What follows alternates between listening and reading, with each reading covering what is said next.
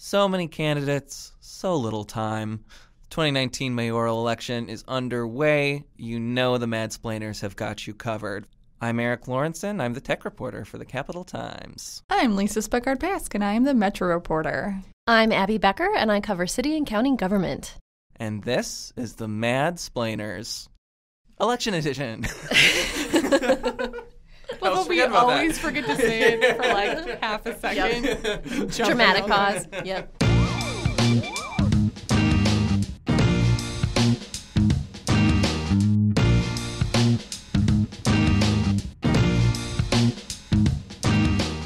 Welcome, everyone. Thank you once again for tuning in to the Madsplainers Election Edition. Today, we're going to be bringing you an interview that Abby did with Maurice Mo Cheeks, a tech executive. Also the alder for District 10 on Madison's west side. Yeah, that's like the Allied neighborhood area. What else is It's in a this very district? diverse neighborhood because it runs from Nakoma to Allied. Oh, wow. Yeah. So it's definitely an interesting district to represent. He is someone who has been on my radar as a tech writer in town. He has been a big champion of the tech scene. Like I said, he is an executive with MIOsoft, which is a data quality firm. Basically, companies will contract with this corporation when they have big piles of data that they want to get some help with in terms of like getting insights out of. And before that, he was also with Filament Games, which is a pretty big learning games company. Like they make video games for the purposes of like education. Yeah, so during the interview, I talked to him about his work as an alder, some of the legislation that he's worked on. We also talked about some of the specific policy recommendations that he brought up at the Cap Times Mayoral Forum. And also we talked about his Instagram presence, which is pretty pervasive. So if you don't follow him, check him out. Posting those you stories. Can find what he's doing. Super active. He's much better at Instagram than I am. But I mean, that's saying nothing. But in this case, it is saying something. He's good at it. Same. Yeah, without further ado, let's dive in. Here we go with the interview with Mo Cheeks. Hope you enjoy it.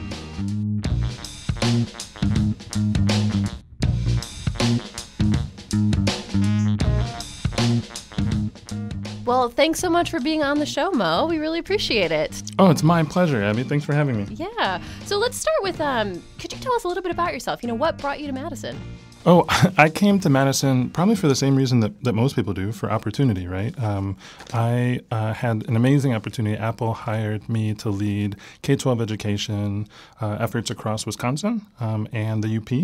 And they said, you can live wherever you want. And I chose Madison based on reputation as somewhere where I thought maybe I'd want to raise a family here someday. I was 22 at the time. And was this also around the time when you got involved in schools here? I think you were volunteering as a tutor in schools. Do I have that right? Yeah, so I, through that capacity, so working for Apple was awesome because I got to move to Madison and also get a chance to travel around the whole state of Wisconsin and work with K-12 education, work with school systems all across the state. And like literally all over from Hurley, which is at the top of the state, to like Cuba City, which is, to every place. So after I had been doing that for a couple of years, I'd fallen in love with Madison, but I felt like a little bit vicariously because I was traveling so much for work. One of the ways that I decided I wanted to get more involved was by digging into being of service in Madison. So I started tutoring in the schools. I started tutoring at Memorial High School and did that for 2 years, twice a week, and loved it. I miss it sometimes. Yeah? Yeah. You like the kids? I have young kids myself now, and so I have the chance to sort of enjoy that spirit of youth. But spending time with young people is invigorating. It's exciting to see the joy and energy and hope in the next generation. Yeah, and speaking of, youth and kids, I feel like a lot of what sticks out to me about your time as alder in District 10 is a lot of work or a lot of legislation that has affected children and families. Like what comes to the top of my mind is like the paid parental leave policy that you worked on, as well as some of the research behind children's savings account. So I don't know, could you kind of talk a little bit more about some of those pieces of legislation and, I guess more about that kind of commitment to families and children here in the community? So talking to a city reporter is really fun because you pay deep attention to the work that I've been doing. I try, Mo. Being on the city council is exciting because we're trying to the city council is all folks who are trying to contribute in a meaningful way. And most of us are carrying day jobs and things like that on top of that. So having you pay attention to the legislation in ways that we're actually making a meaningful impact, I appreciate that. So on paid parental leave, I mean, when I had my first child, I was Hannah, who turns 3 this weekend.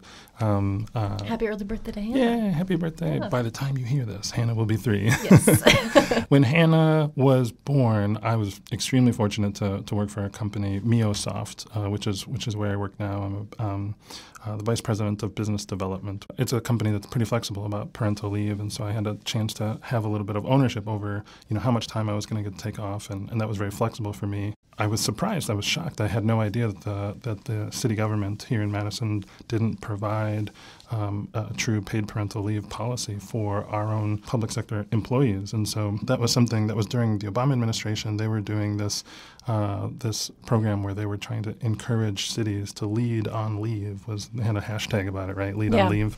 And so I brought that up to some folks within City Hall and said, I really think that we should take a step to try to get funding from the Obama administration to pursue this money that would allow us to sort of put together a serious study that would inform how we would roll out paid family leave in a way that would be meaningful to our employees, right? I'm always going to fight for an issue that makes the most sense to me, but I also try to be really pragmatic and make sure that we're not just doing it because it looks good, but rather, something that's going to be transformative. And so we took over a year to engage all of our employees and got feedback that showed that women were disproportionately feeling pressured to come back to work earlier.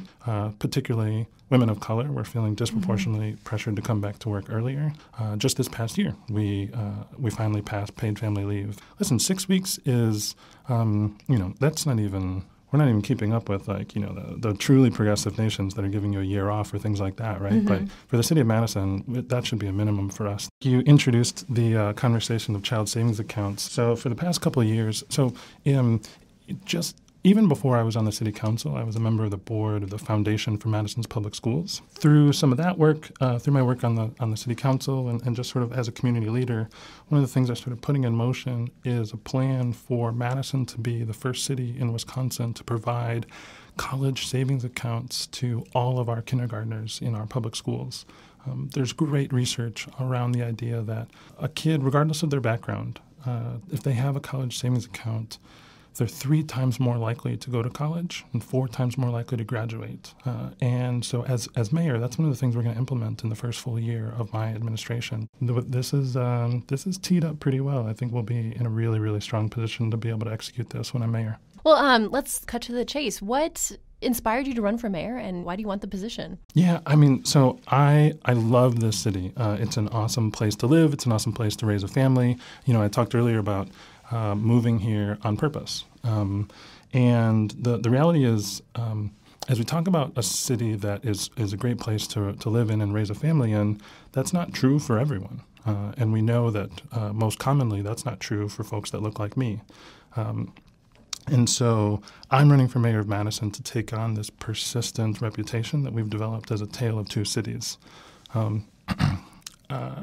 If Madison is going to be successful, we really need to be a truly inclusive, innovative, safe city.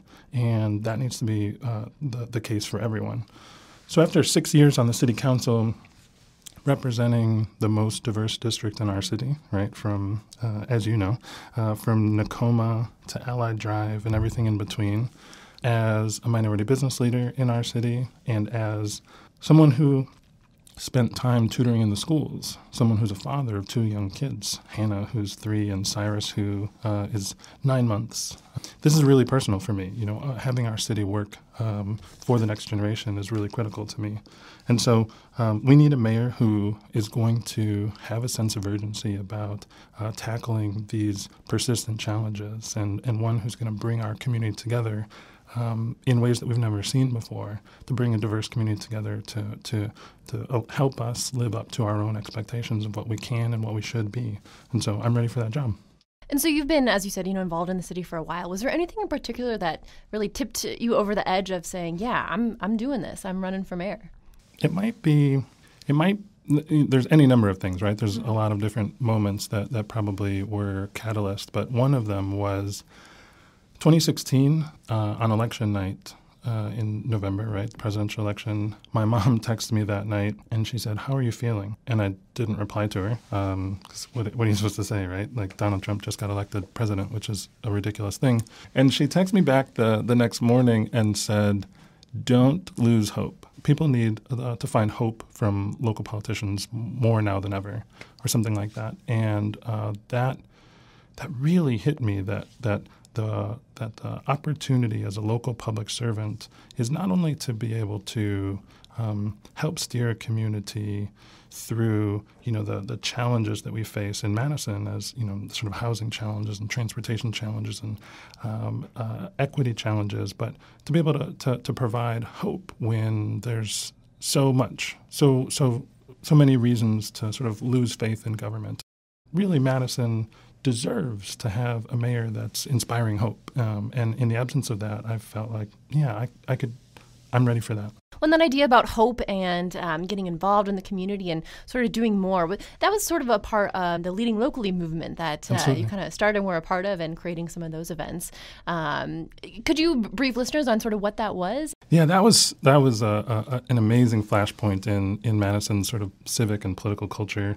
I didn't do that alone. Jenny Dye from the county board was really helpful with that, and my friend Josh Clemens was really helpful with that. But as I was walking around the city, I felt, this is days after the November election in 2016, it was palpable. People were feeling despair. So I just put up a thing on Facebook and said, let's get together and talk about, what do we do next? And I literally, I bought some bagels and thought maybe my friends will show up, and 150 people came out. Did you have 150 bagels? We got more bagels. Good. 150 people came out and wanted to be a part of a community conversation about what are we going to do? And my message to the community at the time and till still today is, this is still our country, and it's still our state, and this is still our city. And all those, whatever was propelling you, whatever hope and energy you were putting into that presidential election for specific issues, right? Whether that was around, youth empowerment or the future of our economy or, women's rights or police community relations, all that is stuff that you can have an impact in if you want to put some energy into it at the local level. And so people broke out into groups and formed new relationships. I know some of those folks went on to run for office. Some of those folks went on to start indivisible groups. And, people formed new bonds around the idea that we can do more together. Honestly, that's one of the most important responsibilities, I believe, of a mayor, is to be able to bring together diverse constituencies and point us towards in a direction. And so that was really exciting. We did another one the morning of the Women's March. Over 250 people came out to that one. And we did follow-up, more, sort of action plans on how people are going to, over the next 90 days, get to work. And, some of those people continue to be in touch. And, I wasn't trying to start a new nonprofit or some sort of, movement or whatever. I just wanted to be able to bring people together and remind them, this is our city, and we can't give up. So on a different note, you use Instagram. I follow you on Instagram. Thank you for following me. I watch your stories, so I see your adorable children, or when you're taking the bus to work, or sometimes now at campaign events. And I'm curious. Is this an intentional way of connecting with a younger demographic of voters, or is this just how you like to use your phone? Yeah, this is an intentional way of living my life, right? I'm on Instagram. It's Mo Cheeks for Madison on Instagram. I decided maybe a few years ago that I just wanted to be, more transparent about what life was like as an alder and what life was like as a new dad. And we live in a moment in time where people are interested in being connected in ways that we never have been before.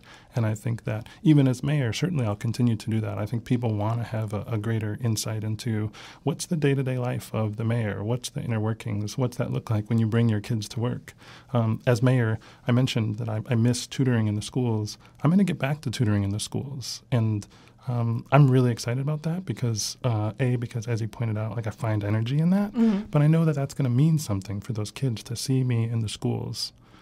And I want people to be able to follow along and say, "Whoa, that's really cool! What Mayor Cheeks got to see in the schools today." So I want people to be able to find hope and inspiration in all corners of our city. And Instagram is the way that I do that right now. And if you want to follow along on my bus route or whatever that is, I love when the bus is just completely empty and you have like it's just me. the empty ride. Yeah. Well, and I think too it makes it just makes things more personal, and you can kind of just get to know someone through sort of a different lens, which I think is kind of fun. So we just had the first mayoral forum, and you mentioned two specific policy ideas I wanted to bring up and chat about. And the first was to implement a position in the mayor's office specifically focused on environmental issues, and the other was to double the city's affordable housing fund. Sure. Are these these seem to be priorities? If you've got a specific plan for them, if you could tell us a little bit about how you think these things would help the city.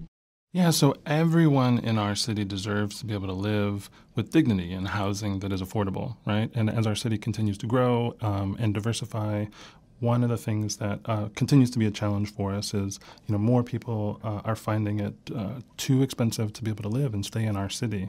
I hear stories of literally like teachers that teach in our schools that are doubling up, tripling up because they can't afford to live in Madison apartments, or single parents or firefighters who don't live in the city anymore because it's cheaper. They have to keep moving farther out. The Affordable Housing Fund is one of the ways that we're investing in making housing more affordable, that the city's taking a proactive role in that. A few years ago on the council, I called for a doubling of that fund.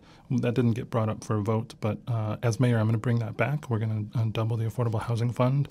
And one of the things that we're going to do is increase the degree to which that gets focused on workforce affordable housing. And so affordable housing means something specific but affordability ranges really the gamut, right? For someone who is making $40,000 a year, like it could still be prohibitively expensive to live in this city. The cost of a one-bedroom apartment has gone up from something like $700 10 years ago to more like an average of $1,200 today. That's problematic. And so we need to make sure that we're not creating a sort of donut hole for working families. And then the other item was about the position in the office dealing with environmental issues. So what do you envision for that role? Yeah, so the City Council created a few years ago a position that's focused on equity, and that's with an emphasis in recognizing that people are one of our most important assets here, and making sure that our city is being proactive about racial equity in our decision-making, in our policy-making. That's critical to the success of our city, I think, really living out our values. And similarly, right, people and planet are the two most important things, right? And so making sure that we're being really proactive, that we have a position in the mayor's office that's thinking specifically and proactively about the decisions that we're making and how our practices, our decisions, our policies are impacting the climate, how we're impacting the environment. That's what that person's going to do, and they're going to really lead the effort to build to collaborate with other governments, with other stakeholders, with folks to build a proactive plan to make sure that our community is becoming more energy efficient. Mm-hmm. So, as with this position and in other things that you've talked about, you mentioned, collaborative leadership and how Madison is in kind of need of that now. Yeah. What do you think about the mayor's office now could stand to be more collaborative? Be collaborative. That would be a really good start. Yeah. Just be collaborative. The whole thing. Everything. Yeah, we'd start there. I think some of the executives that I have respected the most are folks that have been able to transition with the changing nature of the way society works and the way, culture and corporations and people interact, right? And so recognizing that decision-making is a more democratized thing, that top-down leadership is not effective in the way that it used to be, because everybody has access to information. Everybody has the opportunity to share their opinion. And so strong organizations have a culture of empowerment and a culture of collaboration. And the city of Madison stands to gain by making huge improvements in the way that, our culture, our employees feel empowered, and the way that residents feel that they have the opportunity to be able to have a voice, to really be heard by City Hall. I think it's really common to hear from folks that, like, it's not worth going to the meeting. I'm not going to be heard, or, I'm not going to schedule a meeting with, somebody in City Hall because, who am I? Like, we work for the people, right? Like, as an elected official, like, I work for you. And I think that, folks should feel more empowered that way. Like, they should know that their mayor is an employee of them. And therefore, it's our responsibility to be able to be transparent and accessible. Decisions feel like it's a representation of the will of the people and not just, the will of the mayor solely. Well, so what sets you apart from the rest of the field? I'm really excited to be able to bring to bear my experience, as I said earlier, as not only a public official, but as a minority business leader in this city, right? As someone who's been doing the work of building business, of working in this new economy. We talk so much about economic development and, the future of work and the future of employment in our city. That's my day-to-day. That's what I've been doing for the past 10 years is, helping, companies that I work at grow and companies across the state grow. But between, public sector, private sector, as a father, and as someone with meaningful relationships in the schools, we talked, you started to talk a little bit earlier about, some of the work I've been doing with the schools.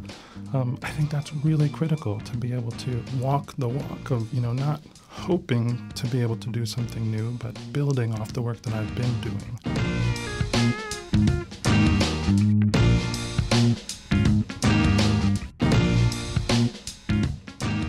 All right, on to the lightning round. So in a similar vein as the mayoral forum, there are some fun, lighthearted questions, and try to answer them fast, although I feel like a lot of these end up spurring some conversation. But number one, here we go. What is your favorite festival in Madison?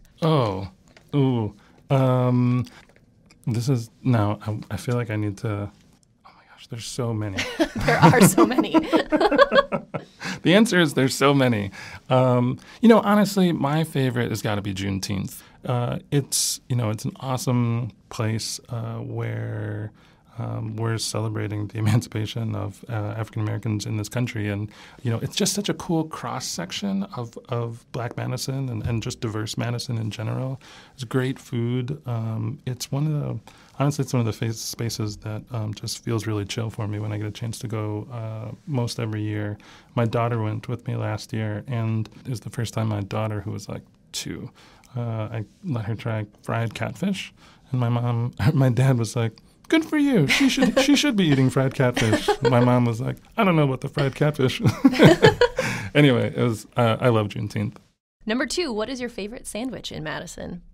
Oh, these are good questions. I like this. Thank you. The double smash burger at Gray's. All right, what's your favorite statue, landmark, or public art piece in Madison? Picnic Point is probably, the place that I am most inclined to bring people to see. Mm-hmm. Yeah, when I've got visitors in town, if they're going to stay for 2 or 3 days, long enough that we're going to plan a hike, we're likely going to go to Picnic Point. I know that great sounds view at the end, yeah. Maybe a little stereotypical and collegey or whatever, but I love it. Yeah. All right, this is a little round of would you rather. Would you rather have backyard chickens or backyard bees? Bees, for sure. Would you rather drink small batch coffee, kombucha, or beer? Coffee. Would you rather travel around Madison by bike, bus, or car? Oh, anyone who's following my Instagram knows the bus is definitely the answer. Bus is great. It's like the 25th hour of my day, right? I get a chance to get work done on the bus. I have scheduled meetings on the bus where I know that somebody's on my bus route and we had been talking about trying to get together. And just plan to sit by each other and have the meeting? We'll say hey, get on the 3 at 8:47 or whatever, and we'll just meet. Oh, this is great. I love that. It's so awesome. It adds time to my day. I love the bus. Mobile meeting space. Mobile meetings. Yeah.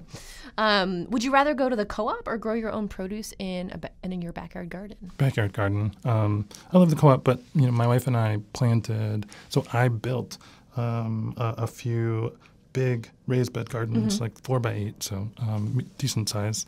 And we've been growing in those for the past several years. It's fun. The kids have Hannah has gardening boots, and the kids are learning about fruits and vegetables. It's really cool. Yeah. How many different Madison neighborhoods have you lived in? 2. 2? Yeah. Which ones are they?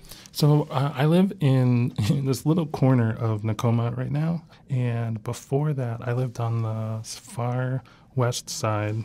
All right, last one. If you were stranded on a desert island, which book and movie would you want to have?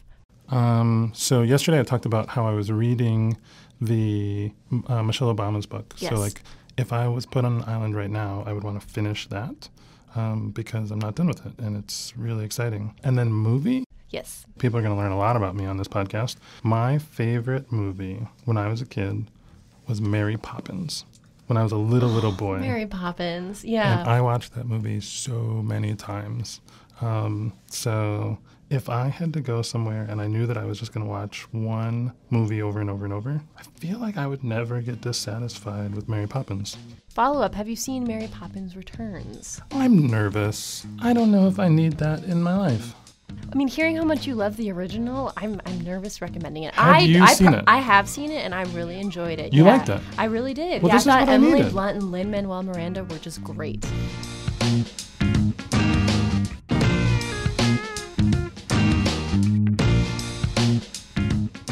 Last ditch, anything you want people to know on this podcast?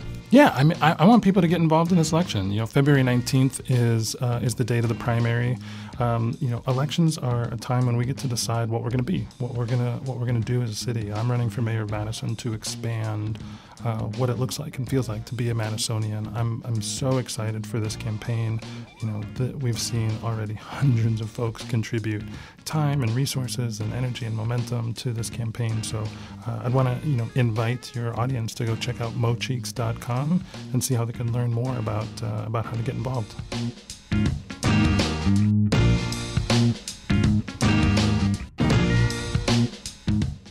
Well, that about wraps it up for this episode of Madsplainers. Thanks for joining us today. You can, of course, subscribe to this podcast on iTunes or wherever you get your podcasts.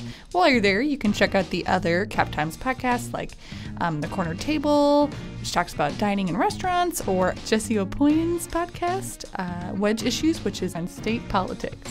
You can also look forward to the next Madsplainers episode, which will be interviewing mayoral candidate Nick Hart. And remember again, the primary election is February 19th for mayor and Madison City Alders. So again, thanks for joining us, and we will catch you next time on the Madsplainers.